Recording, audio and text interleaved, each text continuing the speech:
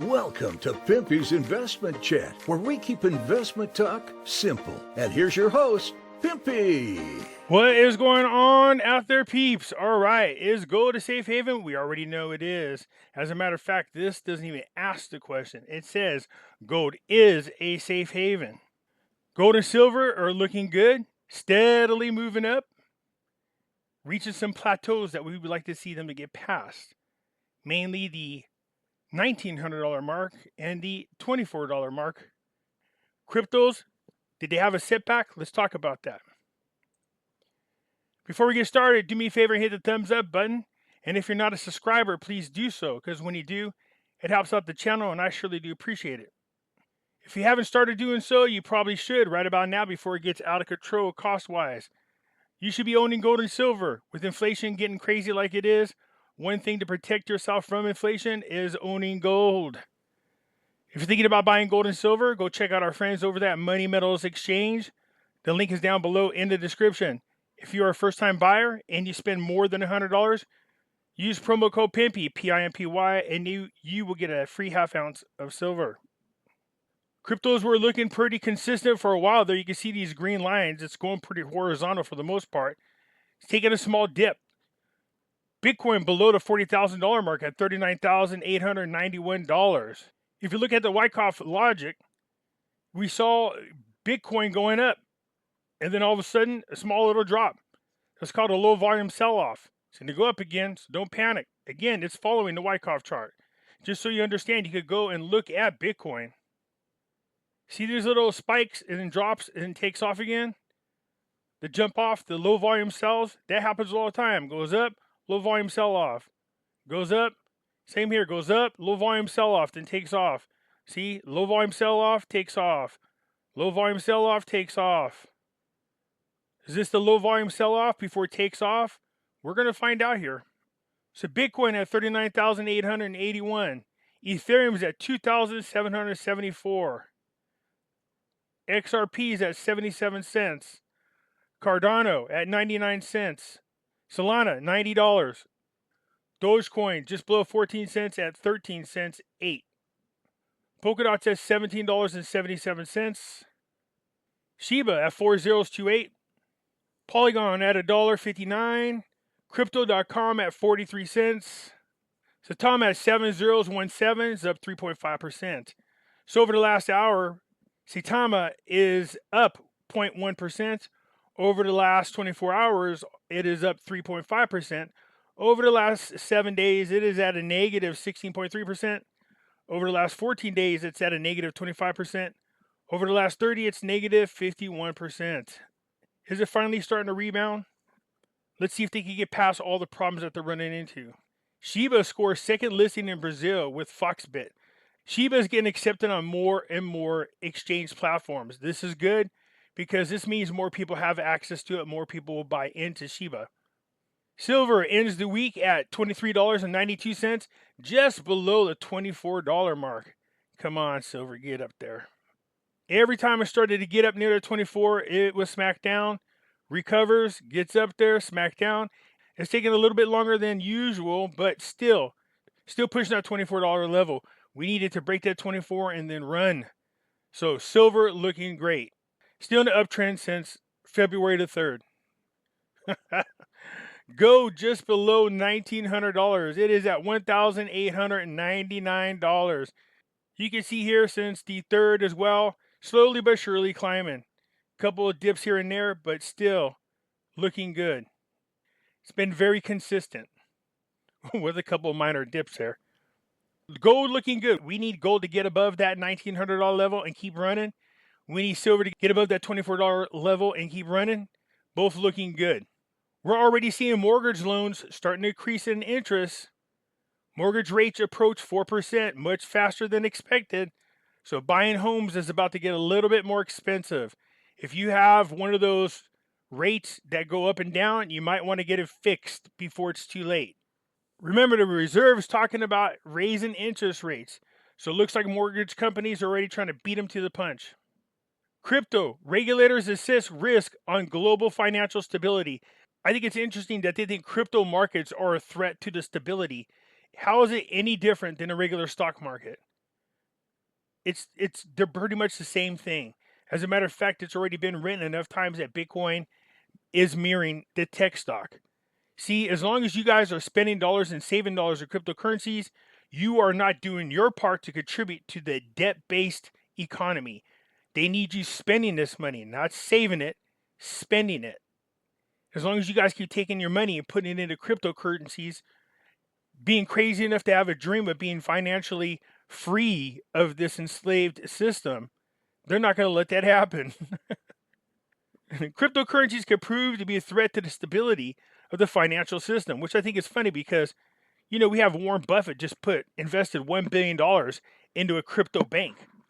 It's funny how all their little chummy buddies in Wall Street and these hedge fund managers are all investing into cryptocurrencies, but they want to tell us that this is a threat to the economy. It's a threat to the stability. So are they using these type of articles to control and manipulate the value of cryptocurrencies? Or are they serious about this? I don't think so.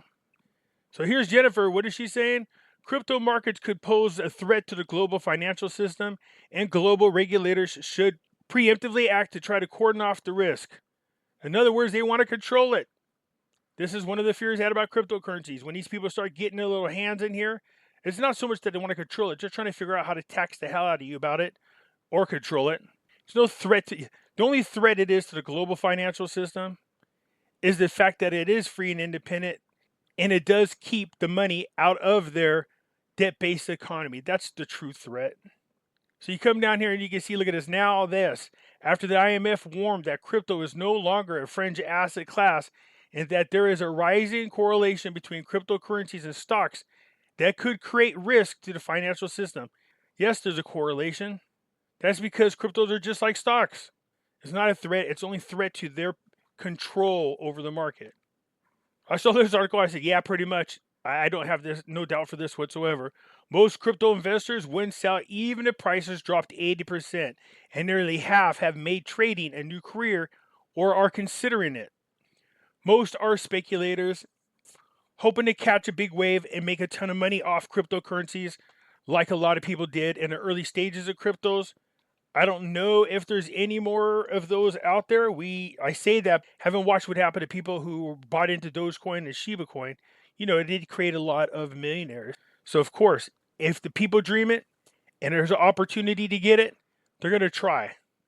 And I don't have no problems with that whatsoever. My wish is that it creates thousands of more millionaires who get the hell out of the system. So if anything, most people are amateur investors, amateur traders, or what they are. They don't have the full knowledge necessary to really be a true threat to the system. Not yet, but people definitely are working on them, especially with the Dow continuing to drop. Is it possibly going to get below 34,000? It looks like it. So as the markets are quietly crashing, cryptos are following right along with them. Gold and silver continue to go up. And as usual, if it isn't enough that these people get into the gold and silver or get into cryptocurrencies, now here they go in the metaverse. JP Morgan opens a Decentraland lounge featuring a tiger as the bank seeks to capitalize on 1 trillion revenue opportunity for metaverse. Look, they want to get in there. They want to get their monies as much as everybody else. They'll find a way to manipulate this market as well. And then all of a sudden you hear how this is a threat to the stability of our economy. And they'll find a way to regulate this. Bitcoin to cross 100,000 by 2023. Says Plan B, but only if this happens. Back into the trenches and news articles writing about him or her. I don't want to be sexist, I have no idea. One of the most well-known names in crypto industry, Plan B, is responsible for creating one of the most well-known Bitcoin indicators in the crypto space, the stock-to-flow model. The model, however, has been on a streak of disappointments since March of 2021 due to the increased differences between the predicted price and the current price. Well, Plan B needs to take in considerations short contracts, long contracts, and the manipulation of the market.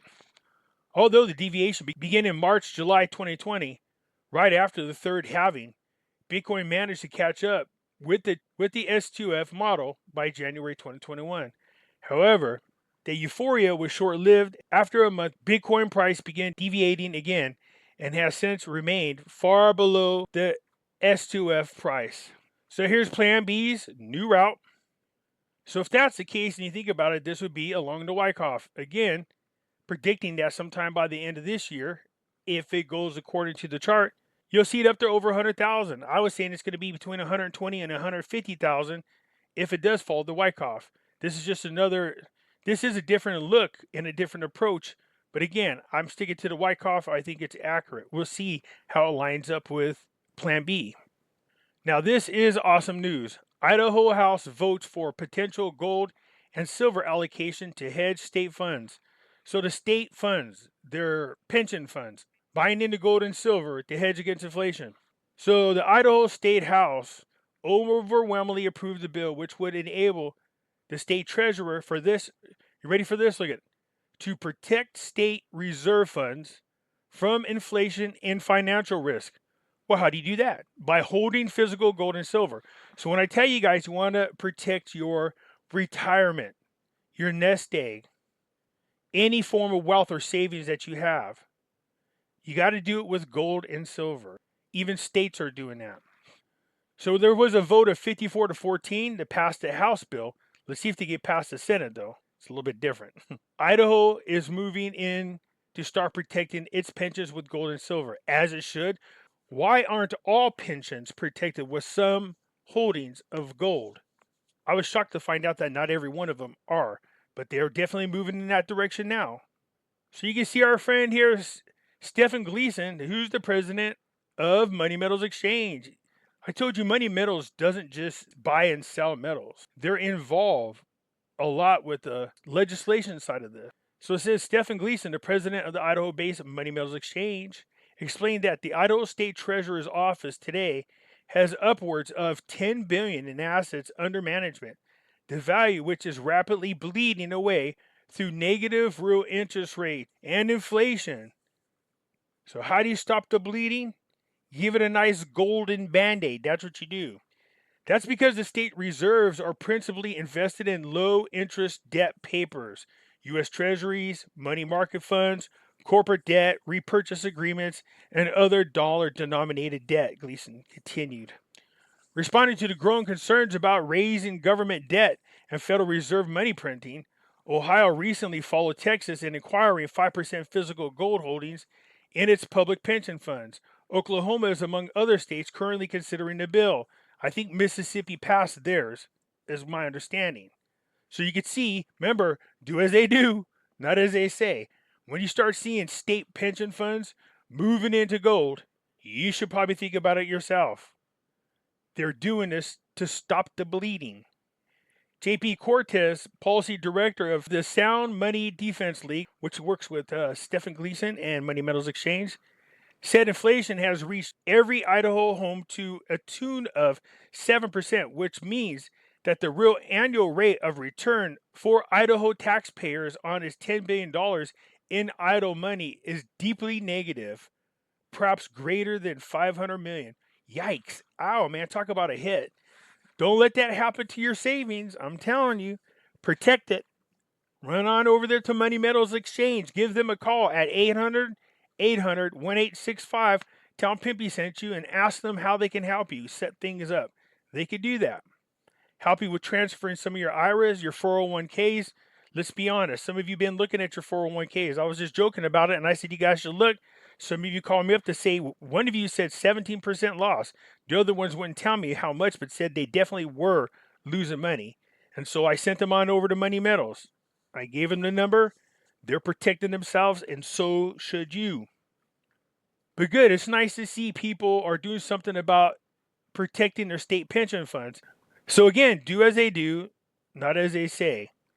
States are moving their pension funds into gold, and so should you. I'm thinking we're right here in the Wyckoff. It is the low volume sell-off before you see it take off. So yes, indeed, gold is a safe haven. Protect yourself. Stop watching the money of gold and silver because that doesn't matter. It doesn't lose its purchasing power is what really matters. It will go up. But for now, with inflation like it is, and stock markets dropping, you want to stop the bleeding of those 401k and IRAs. If you've been procrastinating and if you've not protect yourself yet, You're going to kick yourself in the butt if you keep waiting too long. Again, go over to Money Metals Exchange. The link is down below in the description. Or give them a call at 1-800-800-1865. They will help you. They'll walk you through what you need to do. Anyways, that's it for now. Hit the thumbs up button. If you're not a subscriber, please do so.